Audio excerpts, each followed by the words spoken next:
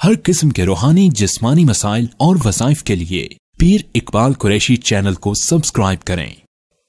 ذکر اللہ رب العزت کا کرنا، یہ اللہ نے قرآن حکیم کے اندر ہمیں ترغیب دی ہے۔ ذکر اللہ، اس کی حد کتنی ہونی چاہیے، کتنی وقت ذکر الہی کریں، کتنا وقت ذکر الہی کے لیے نکالیں۔ ایمان والوں کو اللہ نے جہاں دیگر عبادات کی تلقین فرمائی، ترغیب دی، وہاں ذکر الہی کی ترغیب قرآن حکیم میں بارہا مقامات پہ آتی ہے۔ ہر عبادت کو اللہ نے محدود کر دیا، نماز کے لیے وقت رکھ دیا اور کہا نماز پڑھو، لیکن فرض فجر کے 2 ہوں گے، 4 کبھی نہیں ہو سکتے۔ ایک آدمی کہے میرا دل چاہتا ہے میں 10 فرض پڑھ لوں فجر کے، نہیں ہوگی نماز۔ ظہر کے فرض 4 ہیں، 8 نہیں ہو سکتے۔ عصر کے اسی طرح 4 ہیں، 8 نہیں ہو سکتے۔ مغرب کے 3 ہیں، ہم 4 کر لیں، ہو نہیں سکتا۔ چونکہ اللہ نے روزے کو 1 مہینہ رکھ دیا فرض، پورا سال نہیں ہے۔ زکوٰۃ 2.5% رکھ دی فرض جو ہے۔ حج کو اللہ نے 10 دن کے ساتھ مختص کر دیا۔ تمام عبادات کو اللہ نے حد کے ساتھ جوڑا، لیکن جب ذکر الہی کی باری آتی ہے تو اللہ تبارک و تعالی اس میں کوئی شرط نہیں رکھتے، کوئی حد نہیں مقرر کرتے، بلکہ اللہ فرماتے ہیں یا ایھا الذین آمنوا، اے میرے ایمان والو، اذکروا اللہ ذکرا کثیرا، مجھے یاد کرو بہت زیادہ۔ کثیرا کتنا زیادہ، یعنی ہر لمحے مجھے یاد رکھو۔ اللہ کی یاد دل کے اندر غالب ہونی چاہیے، انسان ہر لمحے اللہ کو یاد رکھے۔ فرمایا کہ یہ کیسے ہو کہ اللہ مجھے نہ بھولے۔ پریشانیاں ہیں آج ہماری زندگی میں، آج ہماری زندگی میں تنگ دستیاں ہیں، غربت ہے، بیماریاں آ رہی ہیں، لیکن اصل میں ہمارا تعلق اس ذات کے ساتھ کمزور ہے۔ اگر ہمارا تعلق اس ذات کے ساتھ مضبوط ہو جائے، وہ ہمیں یاد کرنے والی ہو، تو ہم نہ غربت میں، نہ افلاس میں، نہ تنگ دستی میں، نہ بیماریوں میں، نہ کسی دشمن کے وار میں آ سکتے ہیں۔ لیکن اللہ ہمیں یاد رکھے، یہ کیسے ہو سکتا ہے؟ اللہ نے ہمیں فارمولہ بتایا، فاذکرونی اذکرکم، تم مجھے یاد کرو میں تمہیں یاد کروں گا۔ اب ہم چاہتے ہیں کہ اللہ ہمیں یاد رکھے، سارے چاہتے ہیں نا، تو ہم اللہ کو یاد کریں۔ جب ہم اللہ کی یاد کرتے ہیں، اللہ ہمیں یاد کرتا ہے۔ حدیث قدسی میں فرمایا، حدیث قدسی اس کو کہا جاتا ہے جو اللہ اپنے نبی کے قلب پر نازل کرتا ہے۔ الفاظ اللہ کے ہوتے ہیں، زبان نبی کی ہوتی ہے، ترجمانی کرتی ہے۔ قرآن نہیں ہوتا، لیکن اللہ کی عطا کردہ الفاظ قلب نبوت پہ جو جاری ہوتے ہیں۔ حدیث قدسی 250 کی تعداد میں ہے تقریباً، تکرار کے ساتھ۔ حدیث قدسی میں اللہ فرماتے ہیں کہ اے میرے بندے، تو مجھے یاد کرتا ہے، میں تجھے یاد کرتا ہوں۔ تو تنہائی میں یاد کرتا ہے، میں بھی تنہائی میں یاد کرتا ہوں۔ تو مجمع میں یاد کرتا ہے، میں تیرے سے بہترین مجمع فرشتوں میں تجھے یاد کرتا ہوں۔ تو ایک قدم چلتا ہے، میں دوڑ کے تیری طرف آتا ہوں۔ اب آپ دیکھیے، ایک بالشت والے کے لیے قدم، اور قدم والے کے لیے اللہ کہہ رہے ہیں میں دوڑ کے آتا ہوں، کہ میری رحمت تیری طرف متوجہ رہتی ہے۔ تو ابن سماک رحمت اللہ علیہ سے کسی نے پوچھا کہ بتاؤ اللہ اس وقت کیا کر رہا ہے؟ تو انہوں نے کہا مجھے پتا ہے، اللہ مجھے یاد کر رہا ہے۔ کہا یہ آپ کیسے کہہ سکتے ہیں؟ کہا میں جو اللہ کو یاد کر رہا ہوں اس وقت، میں اللہ کا تعارف کرا رہا ہوں، اللہ کی شان بیان کر رہا ہوں، فاذکرونی اذکرکم، اللہ کہتا ہے تم مجھے یاد کرو میں تمہیں یاد کروں۔ پریشانی ہے، کوئی حال آ گیا، کوئی مشکل آ گئی، آپ کو مشکل سے نکالے گا کون؟ اللہ۔ اب آپ اللہ آپ کی طرف متوجہ ہو جائے، آپ یہ چاہتے ہیں نا یا اللہ تیری رحمت متوجہ ہو جائے، بندہ یہی دعا کرتا ہے۔ قرآن نے بتا دیا تم اللہ کو یاد کرو، اللہ تمہیں یاد کرے گا۔ یہ ہو نہیں سکتا کہ اللہ رب العزت جو ہے بندے کو بھول جائے۔ اب یاد رکھیں، ذکر ایسی دولت ہے کہ افلاطون بڑا اسکالر گزرا ہے، اور قاری طیب صاحب رحمۃ اللہ علیہ نے خطبات حکیم الاسلام کے اندر لکھا کہ ایک مرتبہ اس کی موسیٰ کلیم اللہ علیہ السلام سے ایک چوک میں ملاقات ہو گئی، لیکن وہ پہچانتا نہیں تھا کہ یہ موسیٰ کلیم اللہ ہیں، بنی اسرائیل کے نبی ہیں، بلکہ وہ حکیم تھا۔ حکیم سے مراد جڑی بوٹیاں دینے والا خالی حکیم نہیں ہوتا، حکیم اس کو کہا جاتا ہے جو حکمت یعنی دانائی، مردم شناسی یہ دیکھ کر اس کو یعنی ہر چیز کی ریسرچ کرنے والا ہو۔ آج کا سائنسدان سمجھ لیں، حکیم وہ طبقہ کہلاتا ہے۔ حکیم بھی چونکہ ریسرچ کرتے ہیں جڑی بوٹیوں پر، ہر چیز پر۔ تو یہ سارے ارسطو گزرا، بقراط گزرا، سقراط گزرا، افلاطون انہی کا تھا، سکندر مقدونیہ کا ان کے بعد آیا۔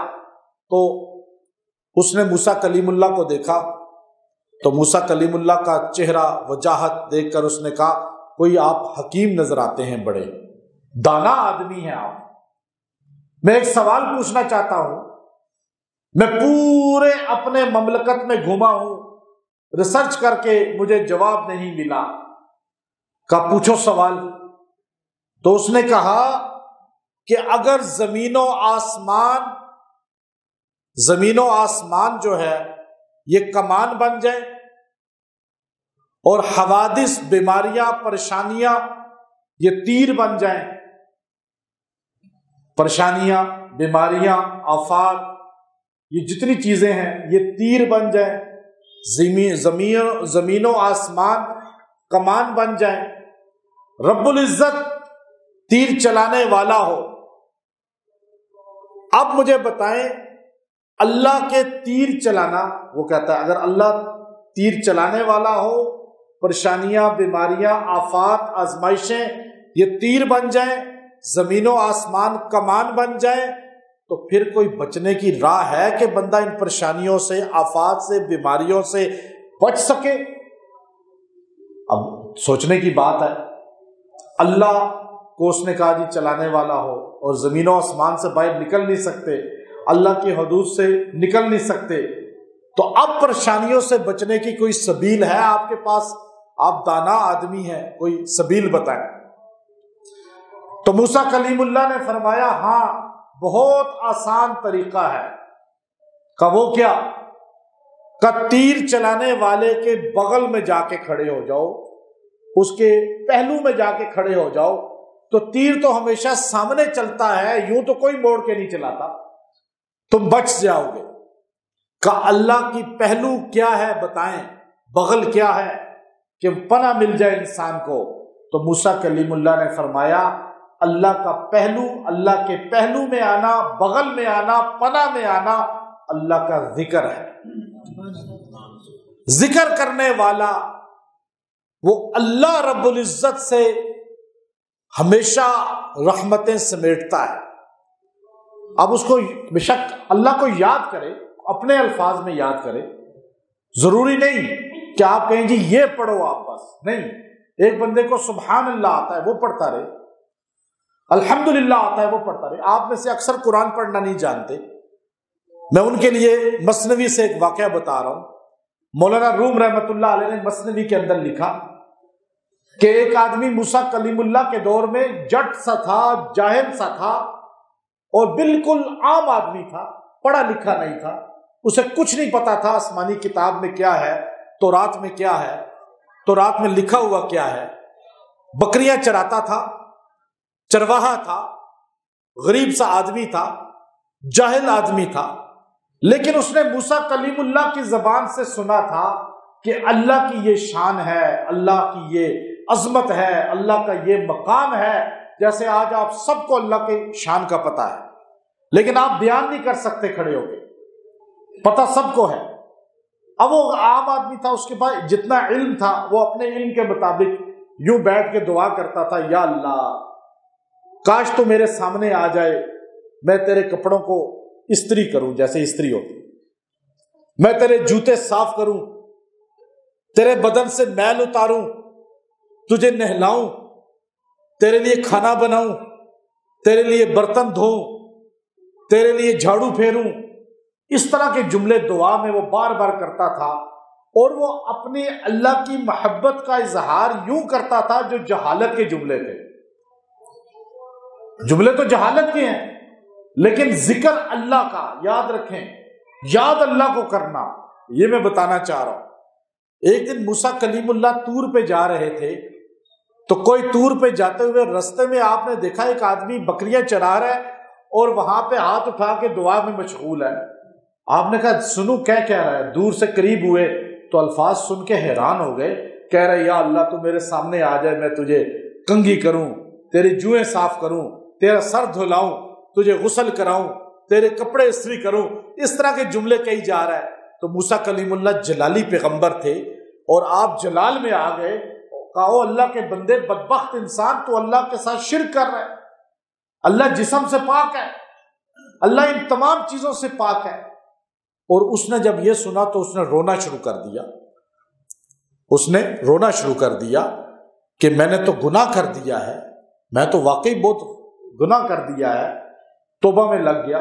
موسیٰ کلیم اللہ طور پہ گئے، اللہ نے فرمایا میرے موسیٰ تو نے میرے بندے کو مجھ سے جدا کر دیا، مجھے اس کی وہ باتیں پسند تھیں، چونکہ وہ اپنی عقیدت میں کر رہا تھا، مجھے یاد کر رہا تھا، میرا ذکر کر رہا تھا، کنت کنزا مخفیہ، میں پوشیدہ خزانہ تھا، میں نے چاہا کہ میرا تعارف ہو تو میں نے انسان کی تخلیق کی۔ اب انسان اللہ کا ذکر کرتا ہے، اسی لیے حضرت حسن بصری رحمت اللہ علیہ نے سورہ فاتحہ کی خالی تفسیر 40 جلدوں میں کی ہے، اور آپ نے فرمایا اللہ کو سب سے زیادہ پسند اپنی تعریف ہے، اس لیے الحمد سے قرآن کا آغاز کیا، الحمدللہ رب العالمین ملک الناس الہ الناس من شر الوسواس الخناس۔ اب یہ اللہ نے اپنی ذات سے قرآن کا آغاز کیا، اپنی ہی ذات میں قرآن کا اختتام کیا۔ اللہ یہ چاہتا ہے کہ مجھے ہر لمحے بندہ یاد رکھے، ہر لمحے یاد کرے۔ اب آپ جس الفاظ میں یاد کریں گے، جو ذکر آپ کو آتا ہے آپ یاد کریں، جو ذکر آپ پڑھ سکتے ہیں آپ کریں۔ اللہ کی یاد بندے کو ہر لمحے رہنی چاہیے۔ اس لیے نبی کریم علیہ السلام نے فرمایا جو ذکر نہیں کرتا وہ مردہ ہے، جو ذکر کرتا ہے وہ زندہ ہے۔ اب دیکھیے مسلمان ہے لیکن ذکر نہ کرنے کی وجہ سے مردہ ہے، اعمال مردہ ہیں اس کے کھانے میں برکت نہیں ہے۔ اگر اس حدیث کی تشریح میں چلے جائیں، آپ نے فرمایا ذکر کرنے والا زندہ ہے، ذکر نہ کرنے والا مردہ ہے۔ اب ذکر نہ کرنے والے کی کسی چیز میں برکت نہیں ہے، مردہ ہے، جیسے اس کی کوئی عزت نہیں ہے، کوئی اس کا روب نہیں ہے، کوئی جو ہے اس کو ترقی نہیں ہے۔ مردے کو کیا ترقی ملے گی؟ مردے کو کیا روب ہوگا؟ مردے کے تو تعارف ہی ختم ہو جاتا ہے، چاہے وزیر ہو چاہے کوئی بھی ہو، ڈیڈ باڈی ہے، مردہ ہے۔ لیکن ذکر کرنے والا اس کو زندہ کہا۔ اب چلنے پھرنے والا بندہ ذکر نہیں کرتا تو مردہ ہے، ذکر کرتا ہے تو زندہ ہے۔ اس لیے خالد ابن ولید رضی اللہ تعالی عنہ نے حضرت سعد بن ابی وقاص رضی اللہ تعالی عنہ کو قادسیہ کی لڑائی میں فرمایا تھا کہ یہ 60,000 کا لشکر ہے، آپ مجھے اکیلے کو بھیج دیں، میں اکیلا ان سے نپٹ لوں گا۔ حضرت سعد نے فرمایا نہیں، یہ پتہ ہے کتنی تعداد ہے؟ کا نبی صلی اللہ علیہ وسلم نے فرمایا ذکر کرنے والا زندہ، ذکر نہ کرنے والا مردہ ہے، تو یہ سارے مردے ہیں، ہم ایک زندے کا مقابلہ نہیں کر سکتے۔ حضرت سعد نے کہا نہیں، کہا چلے 6 آدمی بھیج دیں، کہا نہیں 6 بہت کم ہے، 60,000 کے مقابلے پہ، کہا نہیں چلو 60 آدمی بھیج دیں۔ اب 60 آدمی 60,000 کے مقابلے پہ گئے، اور خالد یوں گھس گئے اس کے اندر، اور ہسٹری آف اسلام ہے ایڈورڈ گبن نے لکھی 14 جلدوں میں، وہ عیسائی مورخ لکھتا ہے کہ ایسے بندے زمین و آسمان نے نہیں دیکھے جیسے صحابہ رسول اللہ صلی اللہ علیہ وسلم کے ہیں، کہ اپنے آپ کو زندہ۔ اب ہم دیکھیں آج مسلمان بہت ہیں لیکن مردے ہیں، زندہ نہیں ہیں۔ ہماری زندگی جو ہے نہ دین، نہ دینداری، نہ اللہ اور اللہ کے رسول کے احکامات، نہ اللہ کی، نہ اللہ کے نبی کی یاد۔ اب حضرت خالد گھس کے 60 آدمی 60,000 میں جب داخل ہوئے تو کیا پتہ چلتا، آواز ہی نہیں کوئی آ رہی تھی، اور تھوڑی دیر گزری تو 60,000 آدمی بھاگتے ہوئے نظر آئے، اور 60,000 کافر رومی بھاگے، تو صحابہ جو ادھر کھڑے تھے انتظار میں، تو جب یہ اس جگہ پہنچے دیکھا ایک بھی ڈیڈ باڈی نہیں ہے، ہمارا ایک بندہ بھی کھڑا نہیں ہے۔ تو حضرت سعد نے فرمایا کہ میں نے حضرت خالد اور دیگر صحابہ جو تھے، بدری صحابہ تھے وہ ساتھ، ان کو میں نے شہید کروا دیا۔ حضرت عمر مجھے سختی کریں گے اس پر کہ 60 آدمی کیوں بھیجے۔ اب وہ پریشان کھڑے تھے، تھوڑی دیر کے بعد وہاں سے تکبیر کی آوازیں آئیں، دیکھا حضرت خالد جو ہے وہ اپنے صحابہ کے ساتھ واپس آ رہے ہیں، اور فاتح بن کے آ رہے ہیں، مال غنیمت لے کے آ رہے ہیں، اور صرف 2 آدمی شہید ہوئے تھے، 58 آدمی زندہ واپس آ گئے، 60,000 کو بگا دیا۔ اور یہاں آج ہم کیوں کہ ذکر نہیں کرتے، ہمارا قلب جاری نہیں ہے، ہمارا دل میں اللہ کے غیر کا خوف ہے، دل کے اندر اللہ نہیں ہے۔ ذکر کرنے والے کے قلب میں اللہ رب العزت جو ہے وہ اپنی قوت، اپنی طاقت، اپنی ہیبت ڈال دیتے ہیں۔ اس لیے یاد رکھیں سب سے بڑی عبادت جو ہے ذکر الہی ہے، ذکر الہی۔ اور فرمایا الایمان بضع، فرمایا ایمان 70 شعبہ، ایمان کے 70 یا اس سے زائد شعبے ہیں، درجے ہیں ایمان کے۔ حدیث میں فرمایا ایمان کے جو درجے ہیں وہ 70 ہیں، اور ایمان میں ایمان کی کیفیات ہیں، جیسے آپ نماز پڑھتے ہیں یہ بھی ایمان ہے، روزہ رکھتے ہیں یہ بھی ایمان ہے، آپ ذکر کرتے ہیں یہ بھی ایمان ہے، کوئی اچھی بات بولتے ہیں یہ بھی ایمان کا جملہ ہے۔ ایمان کے 70 یا اس سے زائد درجے ہیں۔ اعلیٰ، سب سے اعلیٰ درجہ ایمان کا کیا ہے؟ قول لا الہ الا اللہ، یہ کہنا لا الہ الا اللہ، یہ ایمان کا سب سے اعلیٰ عرفہ درجہ ہے۔ ادناہا اماطۃ الاذی عن الطریق، سب سے ادنا درجہ یہ ہے ایمان کا کہ آپ رستے سے تکلیف دینے والی چیز ہٹا دیں۔ اب یہ ذکر جو ہے کلمہ طیبہ سب سے بڑا ذکر ہے، کلمہ طیبہ،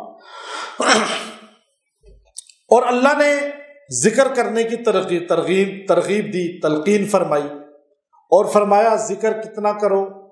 ذکرن کثیرا سبحوہ بکرۃ و اصیلا، صبح بھی ذکر شام بھی ذکر۔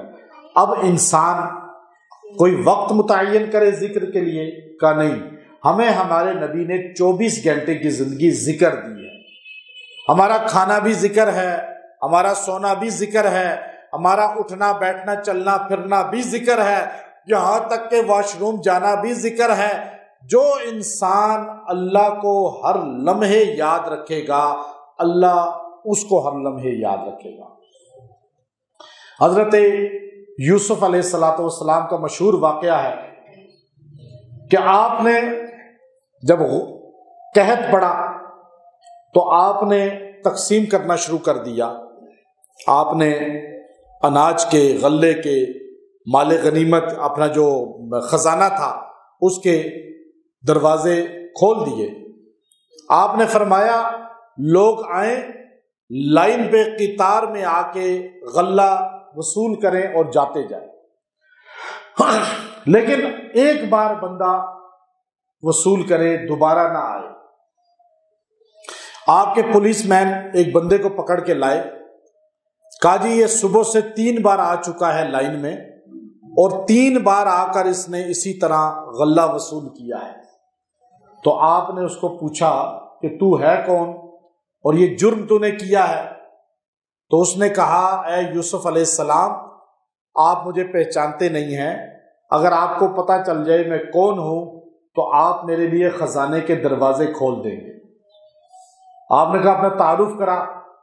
اس نے کہا یاد ہوگا آپ کو جب زلیخا نے آپ کی قمیص پکڑی تھی اور آپ بھاگے تھے اور قمیص آپ کی پھٹ گئی تھی، جب 2 لخت ہو گئی تھی قمیص، تو اس وقت آپ پہ الزام لگا تو ایک بچہ پنگوڑے میں لیٹا ہوا تھا، اس کے علاوہ کوئی آپ کی گواہی دینے والا نہیں تھا، تو وہ بچہ بولا تھا جس کو قرآن کہتا ہے وَشَهِدَ شَاهِدٌ مِّنْ أَهْلِهَا إِنْ كَانَ قَمِيصُهُ، آپ دیکھیں گواہ وہ بچہ بن گیا۔ اس نے کہا اس قمیص کو دیکھو، اگر فرنٹ سے 2 لخت ہوئی ہے تو قصوروار یوسف ہے، اگر پشت سے ہوئی ہے قصوروار زلیخا ہے۔ آپ کو پتا ہے وہ بچہ کون تھا؟ میں وہ بچہ ہوں، آج جوان ہو چکا ہوں۔ حضرت یوسف نے اس کو گلے سے لگایا اور اعلان کیا اس کو کہو وزیر خزانہ کو کہ جو یہ چاہے بیت المال سے لے جائے، اس سے کوئی سوال جواب نہیں ہوگا، اس سے کوئی حساب کتاب نہیں ہوگا۔ کیوں کہ اس نے میری گواہی دی تھی، میری پاکی کو بیان کیا تھا۔ اللہ رب العزت نے حضرت جبرائیل کو بھیجا اور فرمایا اے یوسف، جو آپ کی گواہی دے، آپ کی پاکی کو بیان کرے، اس کے لیے آپ کے خزانے کے دروازے کھل جاتے ہیں، اور جو میری گواہی دیتا ہے میرے خزانے اس کے لیے کھل جاتے ہیں۔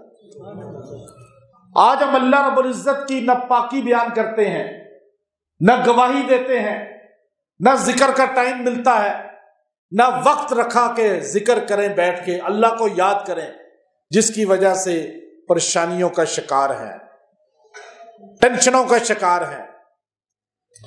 یہ جو برے صغیر کے اندر اولیاء اللہ لائے تھے، تصوف، بندہ جب ٹینشن کا شکار ہو جاتا ہے تو وہ پھر اپنی ٹینشن کو ختم کرنے کے لیے مختلف زاویوں کو اختیار کرتا ہے۔ یہاں چونکہ جہالت تھی، کفر تھا، تو برے صغیر کے اندر صوفیاء نے آ کر ذکر کے ذریعے لوگوں کو قریب کیا، مراقبے کرائے، اللہ کا نام ذکر کرایا۔ کوئی کسی کو کہا کہ اللہ، کوئی کہا لا الہ الا اللہ، کسی نے کہا اونچا پڑھو، کسی نے کہا آستہ پڑھو، یہ ذکر کے مختلف طریقے۔ اب یہ اولیاء اللہ نے جب پریشان حال لوگوں کو، ٹینشنوں کا شکار لوگوں کو، افلاس و غربت میں گھرے ہوئے لوگوں کو، محکوم لوگوں کو جب بٹھا کر تھوڑا سا ذکر کرانا شروع کیا تو ان کو سکون ملنا شروع ہو گیا، اور اس سکون کی وجہ سے وہ لوگ جو ہے قریب ہونا شروع ہوئے، اور پھر وہ دین کی طرف آنا شروع ہوئے۔ یوں کرتے کرتے لوگ بڑی تعداد میں، لاکھوں کی تعداد میں اسلام میں داخل ہو گئے۔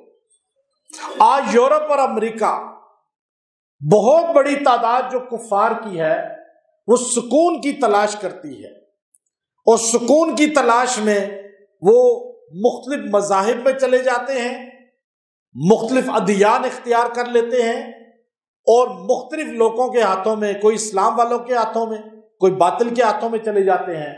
اور آج دیکھیے بدھسٹ مذہب، اس نے باور کیا کرایا کہ یوگا کرنے سے ٹینشن دور ہوتی ہے، یوگا کرنے سے جو ہے انسان کو سکون ملتا ہے، انسان کی یہ بیماری دور ہو جاتی ہے، جسم کا یہ حصہ، یہ فائدہ اس کو پہنچ جاتا ہے۔ یہ سارا ایک وار کیا گیا دنیا میں، میڈیا وار۔ اور یاد رکھیں وہ جو آواز نکالتے ہیں وہ ان کے ہومن کہ ہیو مان جو ہے ان کی آواز نکلتی ہے، وہ ان کے پوری دنیا کا نظام چلانے والا جو بت ہے اس کی آواز نکالتے ہیں۔ لیکن چونکہ میڈیا میں ایسا کرایا گیا کہ یوگا اس طرح کریں، یوگا کے یہ عمل کریں، یہ والا اس طریقہ اختیار کریں، آپ کو دماغ ٹینشن ختم کرے گا، آپ کے جسم سے یہ بیماری ختم ہو جائے گی۔ آج مسلمان بڑی تعداد میں اس کے قریب ہو گئے، اور بہت بڑی تعداد میں کفار وہ بدھسٹ کی طرف آ گئے۔ آج پوری دنیا میں آپ دیکھیں کہ جو ذکر کے ذریعے ہمیں سکون بتانا چاہیے تھا، ہمیں بتانا چاہیے تھا الا بذکر اللہ تطمئن القلوب، کہ دلوں کا سکون کس میں ہے؟ ذکر الہی میں۔ اب ذکر کا ٹائم تو ہے نہیں، جا کے گوٹ مار کے بیٹھا ہے اور وہاں پہ مراقبہ کر رہا ہے ان کا، بدھسٹ کا، آوازیں ان کی نکال رہا ہے، ہو رہا ہے نہیں ہو رہا؟ آپ بتائیں ہے یا نہیں ہے؟ اور ہمارے مسلمان اس میں لگے ہوئے ہیں، نفی نہیں کر رہا، میں سمجھانے کی ایک بات کر رہا ہوں کہ آپ کو کس نے کہا ہے کہ یوں کرنے سے ٹینشن ختم ہوتی ہے؟ کیا آسمانی وحی ہے کوئی؟ میرے پاس ایک خاتون آئی، مجھے کہنے لگی میں نے 10 دن بدھسٹ کے مندر میں گزارے ہیں، بدھسٹ کے ساتھ اعتکاف کر کے، مسلم خاتون۔ میں نے کہا تمہیں کیا ملا اس سے؟ کہنے لگی میں بہت ٹینشن میں تھی، میں خودکشی کرنے والی تھی، میری مراد ایک تھی وہ پوری نہیں ہو رہی تھی۔ تو میں نے کہا، مجھے دو فرینڈز نے کہا کہ میں بھی جا رہی ہوں، مسلمان عورتیں مرد 10 دن اعتکاف کیا وہاں جا کے، ان کا جو اعتکاف ہوتا ہے، اور کہنے لگی کہ میں جو ہے اس لیے گئی کہ وہاں جا کے سکون حاصل کروں، میں خودکشی کی طرف جا رہی ہوں۔ میں نے 10 دن وہاں گزارے، پورا دن میں وہ صرف ایک سیب، ایک کیلا اور ایک چیز اور کھانے کی دیتے تھے، کوئی بات کرنے کی اجازت نہیں تھی، موبائل رکھنے کی اجازت نہیں تھی۔ میں نے 10 دن وہاں گزارے ہیں۔ اب بات یہ ہے، مسلمان کہاں جا رہے ہیں سکون کی تلاش میں؟ کیونکہ اپنے مرکز کو اگر چھوڑ دے گا تو خاک ہو جائے گا، افسانوں میں کھو جائے گا۔ ہم نے اپنے مرکز کو چھوڑ دیا ہے، بدھسٹ کو ہم نے نجات دہندہ۔ آج دنیا میں یہ بہت بڑا فتنہ پیدا ہو گیا ہے، کیونکہ میں سب جگہ گیا ہوں، میں دیکھا۔ اچھا، میں نے جب اس کو یہاں جوڑا، اس کو میں نے جوڑ کے میں نے کچھ چیزیں بتائیں، میں نے کہا یہ کریں، الحمدللہ اس کی مراد بھی پوری ہوئی، اور آج وہ خوشحالی کی زندگی نماز اور روزے کے ساتھ گزار رہی ہے۔ اس نے کہا میں تو اصل میں یہ سمجھی تھی، چونکہ انٹرنیٹ پہ تو وہی چیزیں ملتی ہیں نا، اور ہمارے مسلمان بھی اسی کی تبلیغ کر رہا ہے۔ اللہ کے ذکر میں، الا بذکر اللہ تطمئن القلوب، یاد رکھو دلوں کا سکون صرف اللہ کی یاد میں۔ اور یہاں اتنا میڈیا وار ہو گیا فتنہ، یہ باقاعدہ پلاننگ ہے۔ یہ سوشل میڈیا ہم سمجھتے ہیں کہ کوئی عام چیز ہے، نہیں، یہ بہت بڑی پلاننگ ہے۔ آپ کے ابھی آپ کو کوئی بندہ پریشانی بتائے تو آپ یوگا کے فضائل بتانے شروع ہو جائیں گے۔ آپ کفار کی چیزوں کو نظر انداز نہ کریں، اپنے مقصد کے لیے استعمال کریں، لیکن اصل چیز کو نہ چھوڑیں، کہ اصل جو سکون تھا، جو اصل جو سکون دیا تھا، ان تمام، مجھے بتائیں، ملائیشیا بدھسٹ تھا، انڈونیشیا بدھسٹ تھا، آپ دیکھیں برما بدھسٹ تھا، نیپال میں بدھسٹ تھے، پوری دنیا میں اس وقت بدھسٹ ہی تھے، لیکن یہ ساری کنٹری، انڈونیشیا جو دنیا کا سب سے بڑا اسلامی ملک ہے، اور ملائیشیا، اور اس طرح آگے اور چند ملک، یہ سارے کے سارے برونائی سمیت اگر اسلام میں آئے ہیں تو آخر کوئی خوبی دیکھ کر آئے نا۔ ہمیں کیوں نہیں نظر آ رہی وہ؟ اس لیے نہیں آ رہی کہ ہماری آنکھوں پہ پٹی بندھی ہوئی ہے، ہمیں ذکر سے سکون مل ہی نہیں رہا، کیونکہ ہمارا ذکر زبان سے ہے، دل سے نہیں ہے۔ اور جب دل سے ہوگا توجہ کے ساتھ، آپ توجہ سے بیٹھیں، آپ پھر کلمہ پڑھیں، آپ ذکر کریں، پھر آپ دیکھیے گا آپ کو کتنا سکون آئے گا، سرور آئے گا۔ مولانا رشید احمد گنگوئی رحمۃ اللہ علیہ فرماتے ہیں، میں حاجی امداد اللہ مہاجر مکی رحمۃ اللہ علیہ کی خدمت میں گیا، سارے لوگ ان سے بیعت ہو رہے تھے، اور حاجی امداد اللہ مہاجر مکی رحمۃ اللہ علیہ کی خدمت میں علماء بڑی تعداد میں گئے تھے۔ ان کے پہلے خلیفہ حاجی صاحب کے مولانا قاسم ننوتوی رحمۃ اللہ علیہ ہیں، اور آخری خلیفہ ان کے پیر میر علی شاہ گولڑوی ہیں رحمۃ اللہ علیہ۔ تو مولانا رشید گنگوئی فرمانے لگے کہ میں درس تدریس والا آدمی تھا، کتابیں لکھنے والے بڑی شان والے علماء میں سے ہیں، تو کہنے لگے میں نے سوچا یہ ذکر کرنا، بیٹھ کے مراقبے کرنا، یہ میرے بس کی چیزیں نہیں ہے، میرے پاس اتنا ٹائم ہی نہیں ہے۔ لیکن جب میں حاجی صاحب کے پاس گیا، حاجی صاحب نے کہا بھائی ایک دن گزار لو۔ میں نے ایک دن جب ان کے پاس گزارا تو رات کو جب انہوں نے بیٹھ کے تھوڑی دیر ذکر کیا تو مجھے ایسی دل کی دنیا بدل گئی کہ میں نے ان کے پاس مزید دن گزار کے پورے اسباق طے کیے اور خلافت لے کر نکلے وہاں سے۔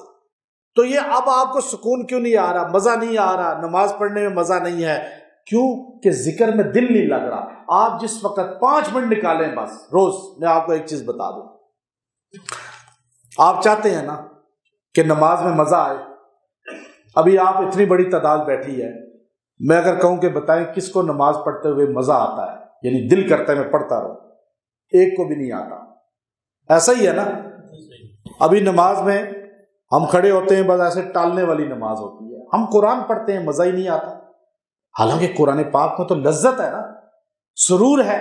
صحابہ پوری رات پڑھتے تھے، اور حضرت علی رضی اللہ تعالیٰ عنہ کو تیر لگ گیا ادھر، تو اس نے کہا جی بے ہوش کرنا پڑے گا۔ کہا نہیں، بے ہوشی تو موت آ گئی تو کلمے سے محروم ہو جاؤں گا۔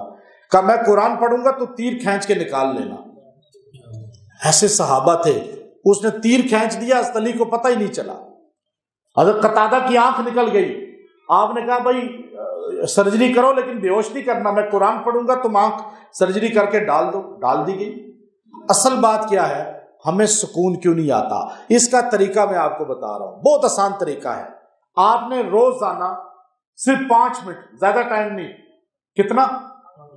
5 منٹ بس، کوئی ٹائم نکال لیں، دن کو رات کو 5 منٹ بس آپ نے بیٹھنا ہے یکسوئی سے، اتحیات کی حالت میں بیٹھنا ہے، اور بیٹھ کر آپ نے آنکھیں بند کر لینی ہے، اور اللہ اللہ اللہ اللہ دل کے اندر کہتے رہنا ہے، اللہ اللہ، آنکھیں بند کر کے اللہ اللہ اللہ اللہ، بس کرتے رہیں، گنتی نہ کریں۔ گنتے ہوئے بھی آپ کی توجہ جو ہے نا پھر چلی جائے گی غیر اللہ کی طرف، کوئی گنتی نہیں کرنی۔ آپ 5 منٹ بس، اگر 5 منٹ نہیں ہو سکتے 2 منٹ کر لیں، 2 منٹ سے سٹارٹ کریں، آپ یکسوئی سے کر کے بس دعا کر کے اس کے بعد اٹھ جائیں۔ آپ دیکھیے گا 15-20 دن کے بعد آپ کا دل چاہے گا کہ میں 10 منٹ ایسا کروں، 15 منٹ کروں، چونکہ آپ کو لذت آئے گی اللہ کا نام لینے میں۔ آج ہمیں اللہ کا نام لینے میں، نبی صلی اللہ علیہ وسلم کا نام لینے میں لذت ہی نہیں آ رہی، چونکہ ہمارا دل جو ہے غیر اللہ سے بھرا ہوا ہے۔ اور انشاءاللہ پھر نبی علیہ السلام اور اللہ کے نام سے چاشنی ملے گی۔ آپ درود شریف پڑھیں گے تو آپ کے اندر مٹھاس آ جائے گی، آپ قرآن پڑھیں گے تو آپ کا دل ایک دم جو ہے پریشانیوں سے خالی ہو جائے گا۔ آپ کوئی وظیفہ بھی پڑھیں گے تو اس کی تاثیر سامنے آ جائے گی، پھر مجھے آ کے نہیں کہیں گے جی وظیفہ پڑھ لیا کام نہیں ہوا۔ بھائی آپ پڑھتے کس طرح ہے؟ دیکھیں آپ نے روزانہ 2-3 منٹ 5 منٹ نکالیں گے انشاءاللہ اس کے لیے، اور پھر آپ ابھی سے شروع کریں، اگلے جمعے آپ کو نماز کا مزہ نصیب ہونا شروع ہو جائے گا۔ وآخر دعوانا ان الحمد للہ رب العالمین۔